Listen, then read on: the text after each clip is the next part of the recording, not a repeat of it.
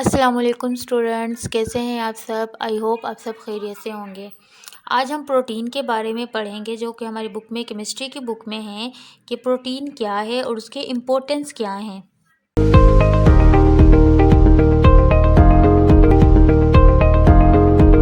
अच्छा, जो आज का हमारा इम्पोर्टेंट टॉपिक है, दिस इज़ प्रोटीन। प्रोटीन क्या है?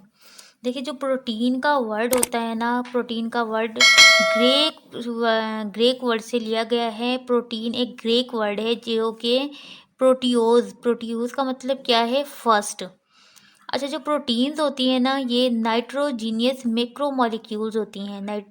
प्रोटीन्स क्या होती हैं? मैक्रोमोलिक्यूल्स होती हैं, नाइट्रोजीनियस मैक्रोमोलिक्यूल्स होती हैं, जो कि लिविंग सेल्स में पाया जाता है।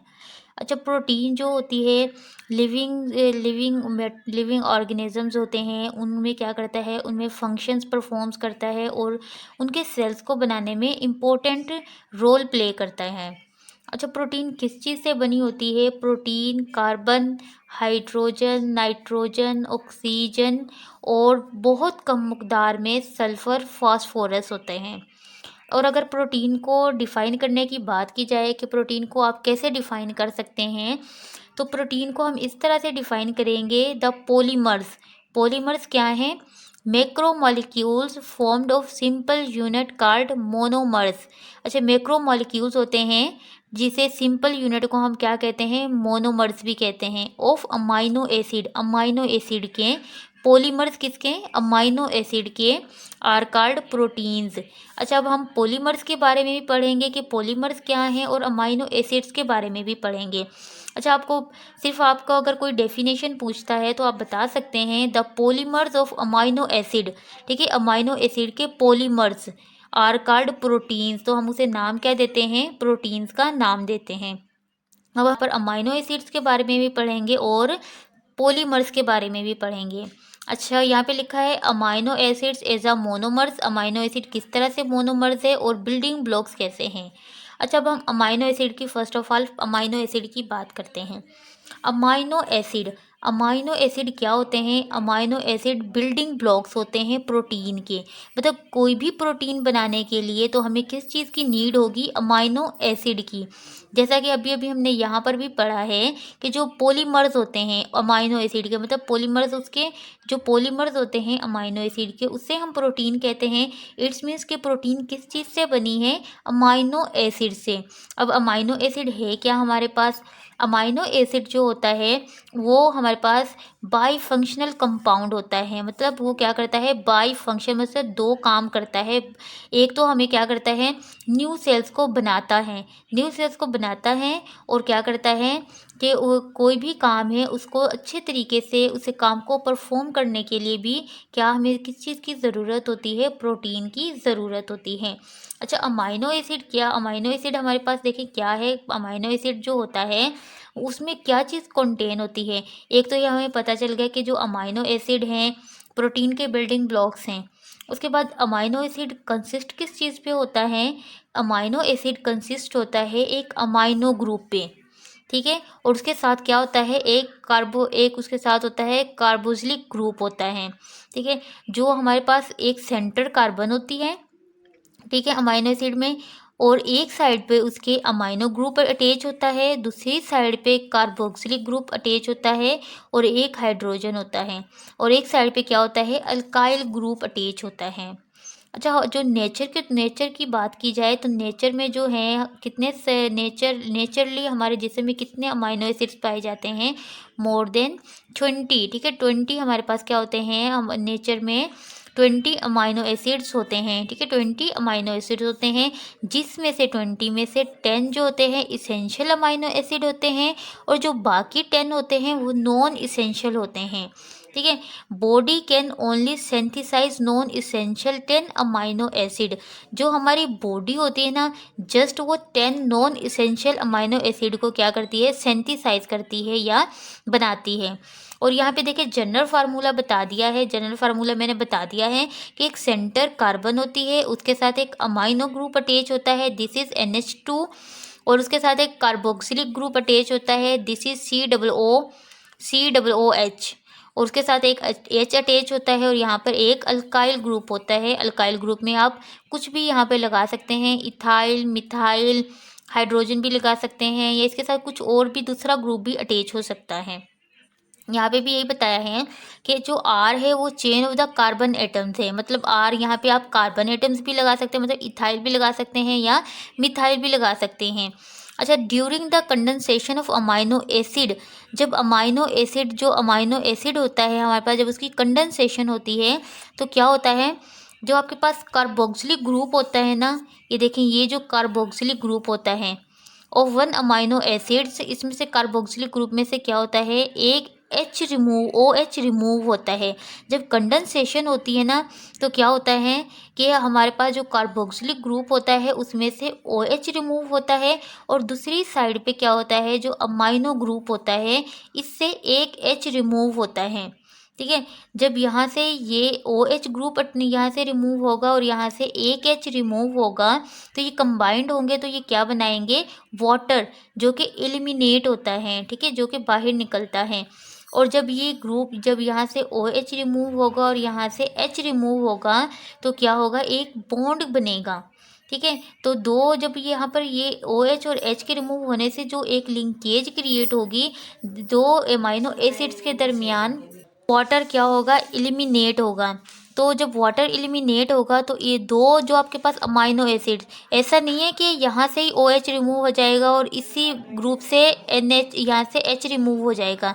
दो जब आपके पास अमाइनो ग्रुप, एक आपके पास क्या है, ये एक अमाइनो एसिड का ग्रुप है और इसी तरह दूसरा एक अमाइनो एसिड का ग्रुप होगा, जब आपस में दो मिलेंगे, जैसा कि यहाँ पे शो भी किया है इन्होंने कि देखें, एक आपके पास ये वाला अमाइनो ग्रुप है और एक आपके पास ये वाला अमाइनो ग्रुप है।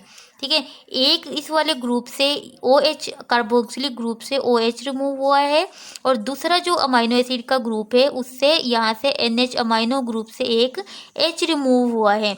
इन दोनों की जब आपस में कंबाइन हुए हैं तो वाटर क्या हुआ है, एलिमिनेट हुआ है, वाटर बाहर निकला है।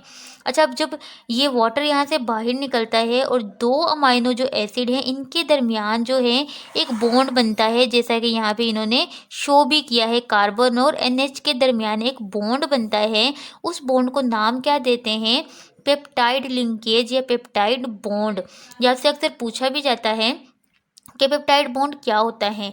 देखिए, जब दो अमाइनो एसिड आपस में कंबाइन होते हैं तो एक अमाइनो ग्रुप से OH रिमूव होता है और दूसरे जो आपके पास अमाइनो एसिड का ग्रुप होता है उसके NH अमाइनो ग्रुप से एक H रिमूव होता है, तो इनके दरमियान एक लिंकेज क्रिएट होती है, तो उसे हम नाम क्या देते हैं, पेप्टाइड बॉन्ड या पेप्टाइड लिंकेज का नाम देते हैं।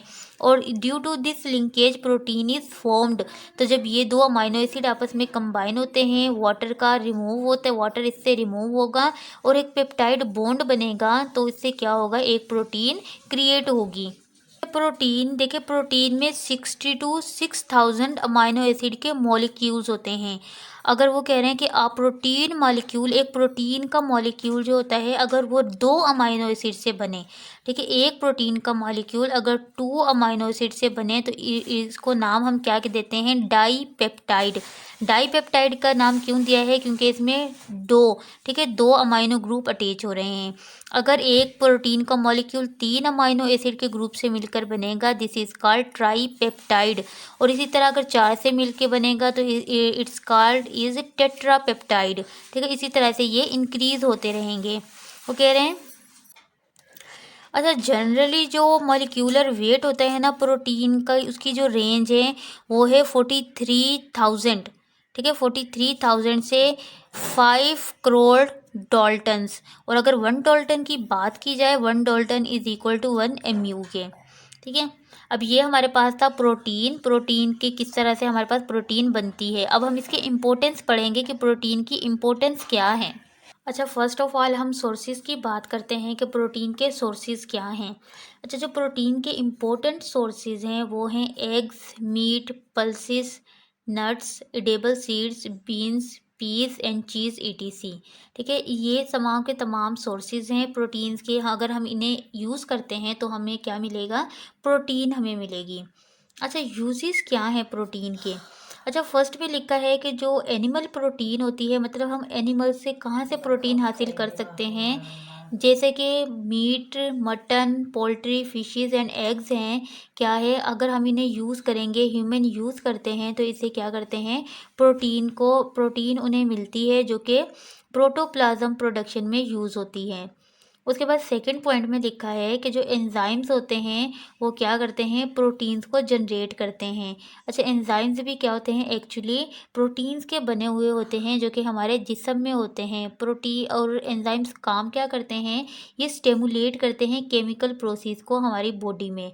मतलब ये क्या करते हैं, जो हमारे पास कॉम्प्लेक्स सब्सटेंस होते हैं उन्हें ब्रोक डाउन करते हैं, और जो रिएक्शन स्लो हो रहा होता है उसे क्या करते हैं, स्पीड अप करते हैं। उसके बाद थर्ड वाला देखिए, प्रोटीन्स आर हाइड। प्रोटीन्स क्या होती हैं, खालों में भी मौजूद होती है। प्रोटीन्स क्या होती है, और जो खालें होती हैं उनसे क्या क्या चीज़ें बनाई जाती हैं, लेदर क्रिएट किया जाता है। और वो लेदर किस लिए यूज़ होता है, शूज़ के लिए, कोट्स, स्पोर्ट्स इक्वाइपमेंट और दूसरी चीज़ें बनाने के लिए भी हम क्या करते हैं, प्रोटीन को यूज़ करते हैं। उसके बाद फोर्थ वाला पॉइंट देखें, bones are rich in proteins. Bones हड्डियों में क्या होता है, प्रोटीन्स ज़्यादा मकदार में होता है। अगर जब हड्डियों को गर्म किया जाता है ना, तो उससे क्या होता है, जेलेटिन प्रोड्यूस्ड होता है। और जेलेटिन यूज्ड कहाँ पर होता है, वो बेकरी के आइटम्स या बेकरी की चीज़ें बनाने के लिए हम क्या यूज़ करते हैं, जेलेटिन यूज़ करते हैं। इट्स मीन्स ये भी क्या है, प्रोटीन है हमारे पास। उसके बाद फिफ्थ वाला पॉइंट देखें, plant such as pulses, beans and other legume manufacturing protein as well. अच्छा, जो प्लांट्स होते हैं ना, उनके जो पल्सेस होते हैं, बीन्स होती हैं और अदर लिग्यूम्स होते हैं, उनमें भी क्या होता है, प्रोटीन पाया जाता है। अगर हम उन्हें खाएंगे, जैसा कि बीन्स है, पल्सेस है, हम इन चीज़ों को यूज़ करते हैं तो हमें क्या मिलता है, हमें प्रोटीन मिलती है। इसके अलावा हमारे जो नेल्स होते हैं, बाल होते हैं, ये भी किस चीज़ से बने होते हैं, प्रोटीन से बने होते हैं। इट्स मीन्स प्रोटीन इसके अलावा जो प्रोटीन है हमारे पास, वो हमारे पास डिफेंस प्रोटीन भी होती है, जैसा कि एंटीबॉडीज़ होती हैं, ये भी किस चीज़ से बनी होती हैं, प्रोटीन से बनी होती हैं। अच्छा, ये हमारे पास प्रोटीन था। प्रोटीन के हमने यूजेस पढ़े हैं और प्रोटीन की हमने सोर्सेज भी पढ़ लिए हैं। आई होप आपको ये वीडियो अच्छी लगी होगी। अगर इससे रिलेटेड कोई भी क्वेश्चन है तो आप मुझे कमेंट्स बॉक्स में कमेंट करके पूछ सकते हैं। अगर आपको मेरी वीडियो अच्छी लगी है तो वीडियो को लाइक करें, और अगर मेरे चैनल पे न्यू है तो मेरे चैनल को सब्सक्राइब करें, ताकि आपको आने वाली हर नई वीडियो का नोटिफिकेशन मिल सके।